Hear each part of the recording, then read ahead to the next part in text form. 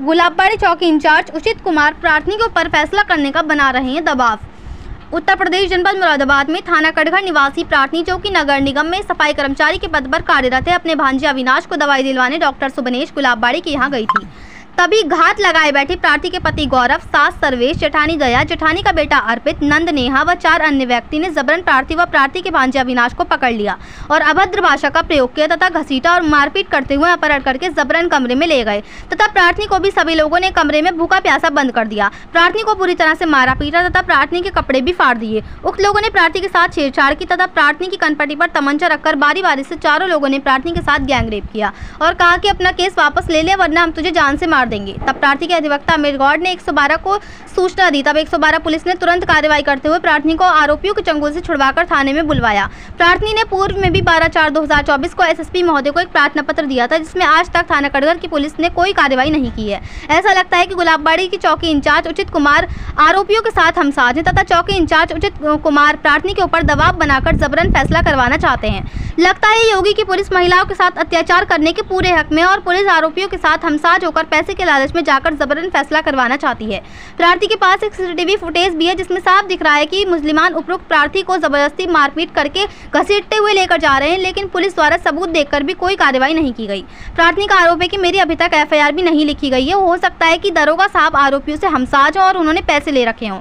तो वहीं अधिवक्ता अमीर गौड़ का कहना है कि हमने कोर्ट में एक मुकदमा दर्ज कराया था, जिसकी चार्जशीट भी कोर्ट में दाखिल हो चुकी है। उसके बावजूद भी गुलाबबाड़ी चौकी इंचार्ज उचित कुमार आरोपियों से हमसाज है और कोई भी कार्रवाई नहीं कर रहे हैं और लगातार मुझे भी जान से मारने की धमकी मिल रही है। क्या इसमें तब चौकी इंचार्ज कोई कार्रवाई करेंगे जब कोई मुझे चौराहे पर जाकर गोली से मार देगा? एडवोकेट अमीर गौड़ का कहना है कि प्रार्थी के ससुराल पक्ष के लोग थाने में पुलिस के सामने मुझे और प्रार्थी को गोली से मारने की धमकी भी दे रहे थे, लेकिन तब भी पुलिस ने कुछ नहीं कहा।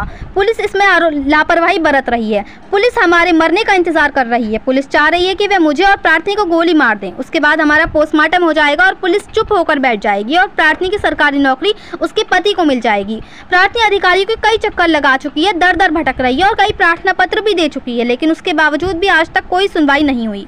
अब देखना ये होगा कि आगे प्रार्थनी की कोई सुनवाई होती है या नहीं।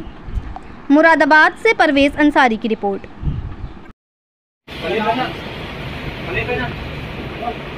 पहचान लिया ना, पहचाना ना है ना, अभी पहचान पड़ेगा। अरे ये कौन खड़ा है? ये उल्लंघ सफेद साइड में कौन खड़ा है? सफेद साइड में कौन खड़ा है? ये उल्लंघ अरे बनियान में। अरे मैं तुम्हारे कर रहा हूँ, तुम्हारे मत करो ऐसा। तुम बहुत समझा कर आया बतेगा। और ये अभी राजेश का भाई का ये फिर वही कोई बात नहीं।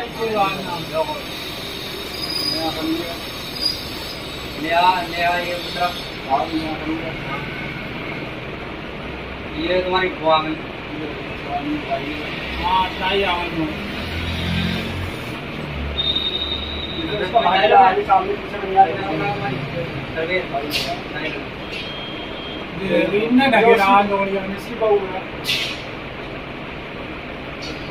सब लोग ले रहे तो खेच के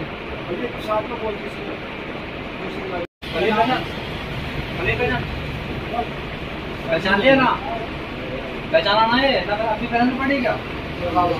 अरे ये कौन खड़ा है? ये उल्लंघ सफेद साइड में कौन खड़ा है? सफेद साइड में कौन खड़ा है? ये उल्लंघ अरे बनियान में। अरे मैं तुम्हारे कर रहा हूँ, तुम्हारे मत करो ऐसा। तुम बहुत समझा कर आया बतेगा। और ये अभी राजेश का भाई का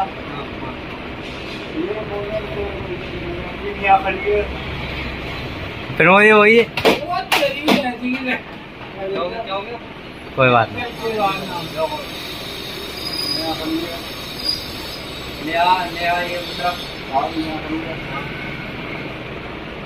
ये तुम्हारी खुआ में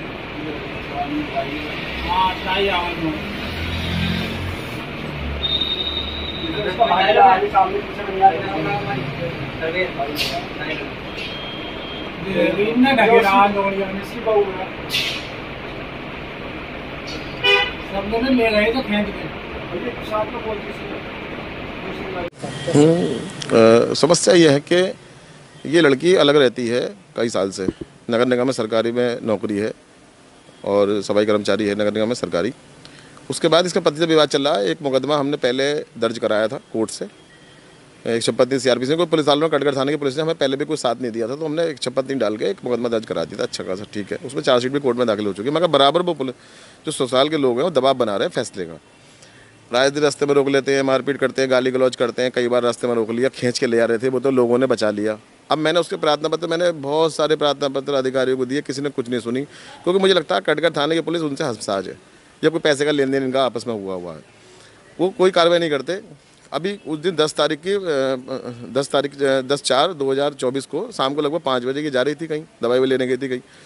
बहुत सारे लोग आए, इसके ससुराल पक्ष के लोग, सास थी और उसकी जेठानी थी और 2-4 लोग थे, पति था, कुल था। इसे घसीटते हुए उठा के लेगा, मार पीट करते हुए घर में ले भूखा प्यासे बेचारी को बंद कर दिया। करने के बाद से मारपीट करा और 4-6 लोगों ने बलात्कार भी करा इसके साथ में। उसके बाद जब मुझे पता लगा कि ऐसे इसकी हरकत हुई है, तो मैं रात को SSP साहब की कोठी पे गया तुरंत, और मैंने उनसे जाके कहा, SSP साहब उसको खैर थे नहीं, लेकिन उनके PRO थे, उन्होंने मेरी पूरी मदद करी। उन्होंने थाने को फ़ोन करा, CO साहब को फ़ोन करा, मेरी बात कराई CO साहब से फ़ोन पे।